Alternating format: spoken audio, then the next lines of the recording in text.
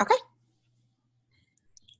Welcome to another episode of Moving Forward Talk with Diana. This platform is open to discuss various topics with the goal of motivating others to become proactive in shaping their future without limitation. Tonight we have Mrs. V Butler. It's a pleasure to have you, Mrs. Butler. Thank you so much for having me. It's an honor to be here. Thank you for accepting the invite on the last minute. I do apologize, and I appreciate you hanging around with the difficulties that we were having this evening. Not a problem. Mrs. Butler will be sharing on self-awareness, the importance of self-awareness, and how self-awareness helped her to develop her love for herself. Mrs. Butler, before we get into that, share with us your background. Sure. Well, my name is Vinay, and I am married to my husband of 7 years, and we have 3 children, and we have 1 on the way. I'm very excited. I am currently at Walden University pursuing a master's in clinical mental health. So I'm excited because that journey is almost over with. Congratulations. Thank you. And so I've always been interested in how the mind works and counseling and just becoming a therapist. And now it's almost actually here. So I'm excited. Great. And if you don't mind me asking, sure, what led you to that field? And it kind of goes into what I'm going to be discussing today. Definitely life experiences. Mm-hmm. Really what led me to the experience was when I became a mother at the age of 20, and I was looking for support as far as like group counseling sessions or just other groups of women that I can talk to kind of just vent and just share my story with others. And so it just made me become very interested in finding out more information about counseling and how I can help support someone else and be a listening ear for them as well. Awesome. So you chose a very important topic, self-awareness. And self-awareness is very important because we then gain a better understanding of ourselves. And when we have that understanding of ourselves, we realize how unique we are. And we're more prone to accept ourselves for who we are, and as well as to change in areas that we could improve upon. Right. What inspired you to share that topic? Again, I would go back to my past experience. I really came to this even topic or even term of self-awareness back in 2007. And that is when I had my oldest daughter. And I remember sitting in my room and I was holding her in my arms. And I was just thinking to myself, like, I couldn't recognize myself anymore. I didn't know who I was. I didn't know the emotions that I was feeling wasn't really aligned with who I was on a daily basis. So I began to forget a lot of things about myself and lose a part of my identity. And I remember asking myself some very hard questions. And I believe self-awareness is that learning of oneself. And so how I came to do that was just to ask myself some difficult questions. And I called them self-check-ins. And I did daily check-ins with myself every day. And I know to some it might sound corny, but it was really, really healing for me to sit myself down and quiet myself and be alone and be okay with hearing from myself and asking myself, how do I feel and why do I feel the way that I feel? And it really led me to this self-discovery journey that I'm still on today, almost 13 years later, where I'm still asking myself some hard questions and I'm still learning some things about myself that have changed over the years, and I'm learning to love myself through that process. Great. So now, why is self-awareness important? Touch on that in more details for our listener. And I know you just touched on it, but for our listeners, especially for our younger generation who probably have no clue of self-awareness. Touch Yeah, on that in more details. Why yeah, is it, self-awareness. Go ahead. why is it really important? Yeah, self-awareness is very important because it allows you to examine your feelings and your thoughts. It allows you to learn more about yourself and become comfortable with who you are. It allows you to learn more about your identity, what you like, what you don't like, what your values are, what your interests are. And it allows you to be able to function more effectively with other people because you'll be more assured and more confident in who you are. How has self-awareness shaped your personal journey? Ooh, it has shaped me a lot. I feel like sometimes people are afraid to go down that journey of self-awareness or go on this path of self-discovery because it can be very challenging. No one really likes to sit in uncomfortable or unfamiliar places.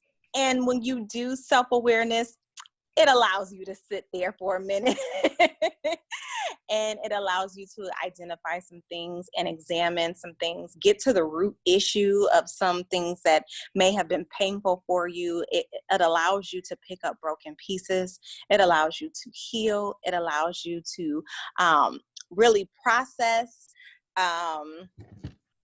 It allows you to really help you process exactly what you're going through. And so self-awareness is very important. I recommend anybody, it doesn't matter what age you are, who you are, and where you're from. Self-awareness is going to be very important to your identity. If you want to grow in personal development, self-awareness is where you need to start. It's kind of like your phase one. And you can start with simply like I did, asking yourself, how do I feel? And writing down some emotions and then asking yourself, okay, why do I feel happy? Or why do I feel sad? Or, and begin to ask yourself those questions because it's going to lead you down a path where you're able to understand some things that you may not have been able to understand before. So for me personally, I had this narrative going on in my head of you're not good enough. And it would really mess with me throughout the day. It would just be something that I would hear. It would stop me from talking to certain people or performing or going out for different things and that nature. Mm-hmm. And during this self-discovery journey, I really just had to ask myself, where is that coming from? Right. Why do I feel like I'm not good enough? And come to find out, I was, it led back to all the way when I was 6 weeks old, when I found out that I was adopted. And those feelings stuck with me 20 odd years later. And I had an aha moment with myself because I didn't ever really pair the two together. I never really thought, oh, this can go with this. And this is probably why I'm feeling this way. But the self-awareness piece, sitting with myself every single day and journaling how I felt, really led me to that piece. And it allowed me the opportunity to say, okay, Bené, it's time to heal from this. How can we change the narrative? Some ways that self-awareness has helped me do that was with positive self-talk. So I would have to talk to myself throughout the day and encourage and empower myself. And I would just say, hey, you got this, or a scripture or a confession of an I am statement.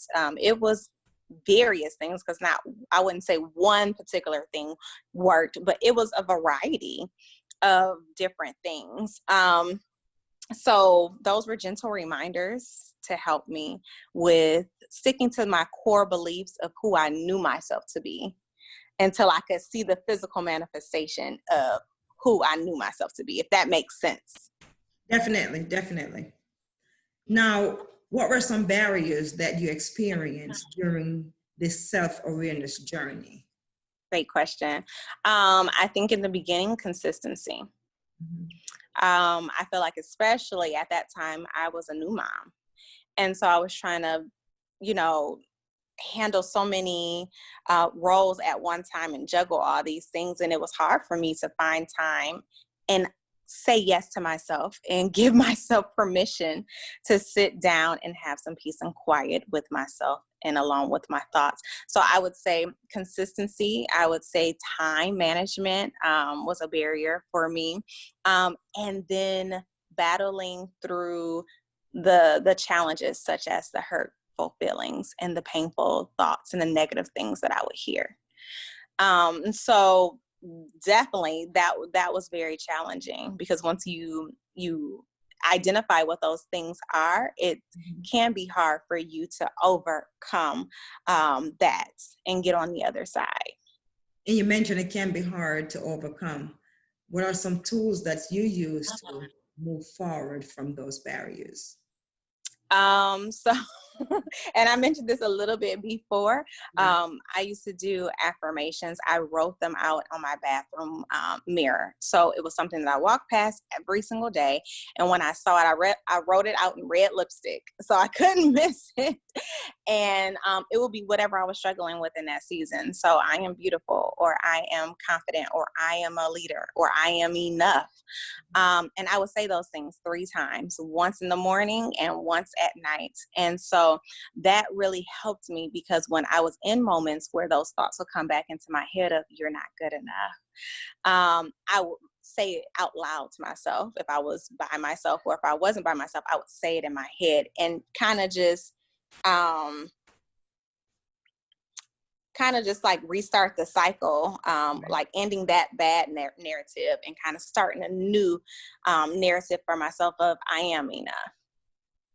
Excellent. And we have a lot of hurt individuals. We're not going to narrow it down to women, as we tend to sometimes say we have a lot of hurt women, but we have a lot of hurt individuals. People. Absolutely. What advice would you give to a person who's hurting and trying to find his or herself? I would definitely say, if you are not at the point of self-awareness, where you're able to sit down with yourself and ask yourself some difficult questions, because that can be hard to do, I would say seek out support from your family, from your friends, from a professional therapist, those who can help you talk it out and walk it out and take one step at a time. Because I feel like we all as human beings go through hurtful experiences, and we all deal with healing at one time or another. And so it may look different for everyone. So you might want to ask yourself a question: how do I want to heal? What does this even look like for me? Where would I even start? And what would I feel comfortable in doing? And then just make one baby step at a time, just one day at a time. If it's maybe just doing something that you enjoy to add some peace and some balance in your life, or some happiness in your life, then do that. If it's writing on the wall, like I said, affirmations, maybe it's making a vision board, maybe it's meditation and you visualizing exactly what you want, you see your ideal self being. It could look a lot of different ways, and it's not one right way. And that's the beautiful thing about it. It can look any type of way, long as you're going through the process and you're seeing a change within yourself. And I would say be patient with yourself. Don't be too critical or hard on yourself, because like I said, it's a process and no one knows exactly when it's over. It may not be over. It might be a lifelong thing that you're going to have to deal with and work out one day at a time, but it's possible to get to a point of being whole and finding peace within yourself. Absolutely. And one thing that I would say is be consistent. And sometimes we may fall behind, but never give up. Once you start that awareness journey, never give up. Now, I do know that you have a nonprofit organization. Share that with our audience. Sure. My nonprofit organization is called Refresh Her. And basically what Refresh Her is a platform for women to go through the self-discovery process with other women. And the beautiful thing about it is that so many times we go through life and we feel alone, and that no one else knows what we're going through. And it's always someone else that you can relate with, or like, hey, I'm going through that now actually, or maybe I just came out of that and here's some tools. So Refresh Her does that. It gives you tools to empower you, to inspire you, and to help you on your healing process. And I may have to reach out to you one day. Oh, awesome. Awesome. Thank you so very much for sharing. It is very much appreciative. It is very much encouraging. And I know at least one person can gain the motivation to find him or herself to make that change, put that work or that energy into ourselves and figure out who we really are.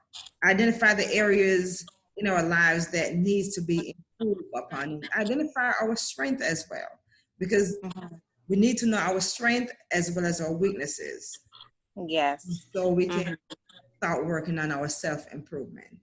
Is there anything else that you would like to leave with us? Yes, I would say give yourself permission. Say yes to yourself and give yourself permission to do the work, to do the inner work, because it's very important, and it's going to be very rewarding. It's okay to nourish and to take care of you. And that should be your number one priority, to take care of you. And it's okay to do that. It's very okay. Again, thank you very much. And remember, nothing is ultimately beyond you. Thank you.